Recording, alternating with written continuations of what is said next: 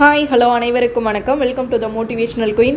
வந்தாச்சு group 4 exam வந்தாச்சு. இனிமேல் என்ன பண்ணணும், நம்ம படிக்கணும் சரிங்களா. தமிழ்நாடு அரசு பணியாளர் தேர்வாணையம் 25/4/2025 அன்றைக்கி அவங்க சொன்னபடி கரெக்டாக அக்யூரேட்டாக ஒரு நாள் முன்னே இல்லாமல் பின்னே இல்லாமல் டிஎன்பிஎஸ்சி அவங்களோட வேலையை அவங்க கரெக்டாக செஞ்சுட்டு வராங்க. நம்ம என்ன பண்ணணும், நம்மளோட வேலையை நம்ம கரெக்டாக செஞ்சுட்டு வரணும். ஸோ இதில் 4வது மாதத்தில் அதாவது ஒரு விஷயம், கிராம நிர்வாக அலுவலர், இளநிலை உதவியாளர், தட்டச்சர், சுருக்கெழுத்து தட்டச்சர், வனக்காப்பாளர் மற்றும் வனக்காவலர் உள்ளிட்ட பல்வேறு பதவிகளுக்கான 3935 காலி பணியிடங்களை நிரப்ப ஒருங்கிணைந்த குடிமை பணிகள் தேர்வு தொகுதி 4 பணிகளுக்கான அறிவிக்கை தேர்வாணையத்தால் 2025ஆம் ஆண்டிற்கான ஆண்டு திட்டத்தில் குறிப்பிட்டுள்ளவாறு இன்று 25/4/2025 குறிப்பிட்டுள்ளவாறே அவங்க என்ன பண்ணியிருக்காங்க, வெளியிட்டிருக்காங்க சரிங்களா. 25/4/2025 முதல் அந்த நாள்லேயே நேற்றுலேருந்தே 24/5/2025 வரைக்கும் தேர்வாணைய இணையதளத்தின் மூலம் விண்ணப்பிக்கலாம். எக்ஸாம் என்றைக்கு நடக்குதுன்னா 12/7/2025. ஸோ அதில் ஒரு 10-11 நாள், 7வது மாதத்தில் 30, 40, 41, இதில் ஒரு 5 நாள் வச்சுக்கிட்டிங்கன்னா கூட மே, ஜூன் ஃபுல்லாக இருக்குது. 60, 70, 75 நாள் நம்ம கையில் இருக்குது சரிங்களா. இந்த 75 நாளில் நம்மளால் முடியாதா? என்னை பொறுத்த வரைக்கும் கேட்டால் ஒவ்வொரு நாளும் நீங்கள் டைமை கரெக்டாக யூட்டிலைஸ் பண்ணி படிச்சிங்கன்னா கண்டிப்பாக உங்களால் அடித்து தூக்க முடியும். 2018 முதல் 2025 வரையுள்ள 8 ஆண்டுகளில் முதன்முறையாக தொடர்ச்சியாக அடுத்தடுத்த ஆண்டுகளில், அதாவது 2024 மற்றும் 2025 ஒருங்கிணைந்த குடிமை பணிகள் தேர்வு தொகுதி 4 பணிகளுக்கான அறிவிக்கை தேர்வாணையத்தால் வெளியிடப்பட்டுள்ளது.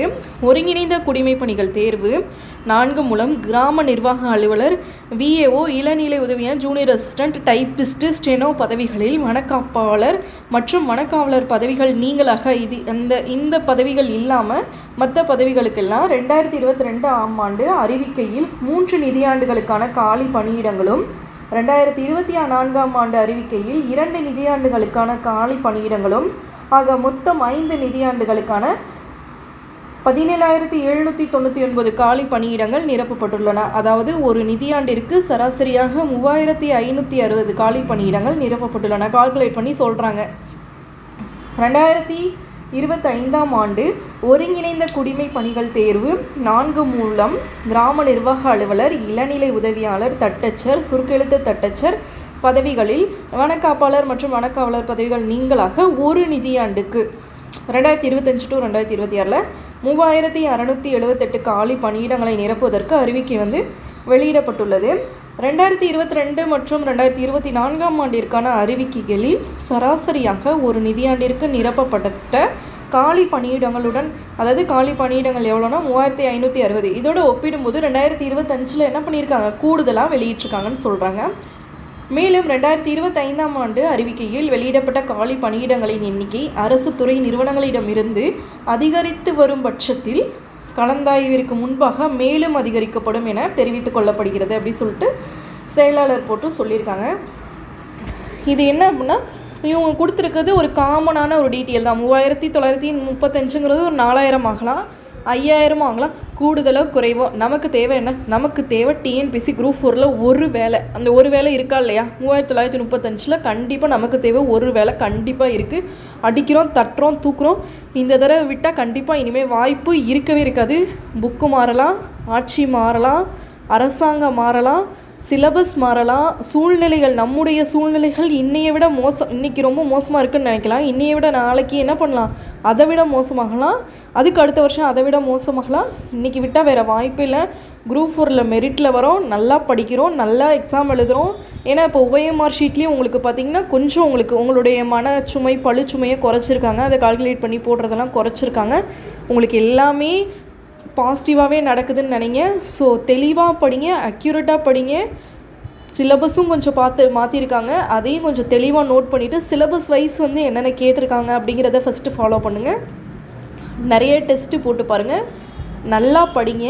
இங்கே எல்லாமே ரிகர்சல் தான். மெயின் பிக்சர் எக்ஸாம் சென்டரில் நம்ம அந்த 3 மணி நேரம் அவுட்புட் என்ன கொடுக்குறோமோ அதுதான். இப்போ எல்லாமே நம்ம என்ன பண்ணணும், இன்புட்டாக தான் வாங்கிட்டு இருக்கோம். அவுட்புட்டாக அந்த 3 hours இங்கே இன்புட் எவ்வளோ வாங்குகிறோமோ அங்கே போய் அவ்வளோ அவுட்புட் கொடுப்போம். அந்த 3 hours நீங்கள் எவ்வளோ வெளிப்படுத்துகிறீங்களோ அதுதான் உங்களோட ரேங்க் லிஸ்ட்டு. 3500 தான் இருக்குது, 4000 தான் இருக்குது அப்படின்லாம் யோசிக்கவே வேணாம்.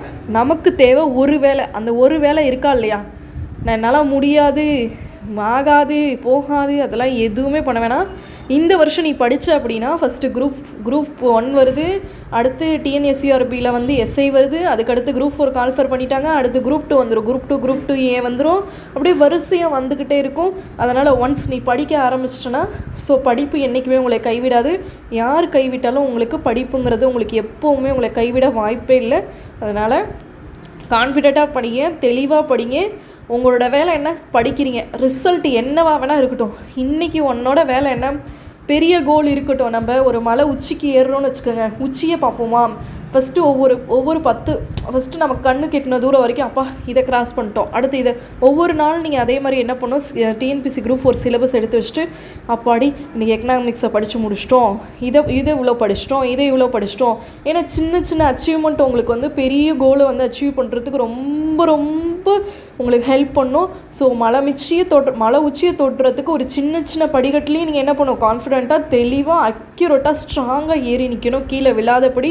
நீங்கள் எல்லாருமே படிச்சுட்ருக்கீங்கன்னு எனக்கு தெரியும். ஸோ ஆல்வேஸ் ரீஸ்டார்ட் பண்ணுங்கள், உங்களுடைய படிப்பை கான்ஃபிடெண்ட்டாக பண்ணுங்கள். ஏன்னா குரூப் 4 எக்ஸாம் நோட்டிஃபிகேஷன் வந்தாச்சு, ஃபஸ்ட்டு வந்து அப்ளை பண்ணுங்கள், அதுக்கப்புறம் படிக்க ஆரம்பிச்சிருங்க. இன்னையிலேருந்தே ஸ்டார்ட் பண்ணிடுங்க. தெளிவாக படிங்க, கான்ஃபிடெண்ட்டாக படிங்க. குரூப் 4 வேலை நமக்கு இல்லைன்னா வேறு யார் கொடுக்க போகிறாங்க சொல்லுங்கள். ரொம்ப கஷ்டப்பட்டாச்சு, நம்ம கஷ்டப்பட்டதுக்கெலாம் பலன் வந்து கண்டிப்பாக குரூப் 4 வேலை. நல்லபடியாக நல்ல வேலையில் போய் உட்காருவோம். நம்மளுடைய திறமையை காட்டுறதுக்காக, நம்மளுடைய பணியை செய்கிறதுக்காக நிச்சயமாக நமக்கு அந்த வேலை வேணும், சரிங்களா? அந்த வேலை வந்து நமக்காக மட்டும் இல்லை, நம்ம குடும்பத்துக்காக மட்டும் இல்லை, இந்த சமுதாயத்துக்கு கண்டிப்பாக நம்மளுடைய உழைப்பு வேணும். இந்த சமுதாயத்துக்கு கண்டிப்பாக நம்ம ஏதாவது செய்யணுங்கிற எண்ணம் வேணும். சமுதாயத்து மேலே அக்கறை இருந்துச்சுன்னா கண்டிப்பாக குரூப் 4 எக்ஸாம் எழுதி பாஸ் பண்ணி அந்த சீட்டில் உட்காருங்க. தெளிவாக படிங்க. இன்னையிலேருந்து நீங்கள் படிக்க ஆரம்பிச்சிடணும், சரிங்களா? தெளிவாக படிங்க, அக்யூரேட்டாக படிங்க. குரூப் 4 எக்ஸாம் நமக்கு இல்லைன்னா வேறு யாருக்கு சொல்லுங்கள். ரீஸ்டார்ட் பண்ணுங்கள். படிப்பு. Okay. So thank you, thanks to all.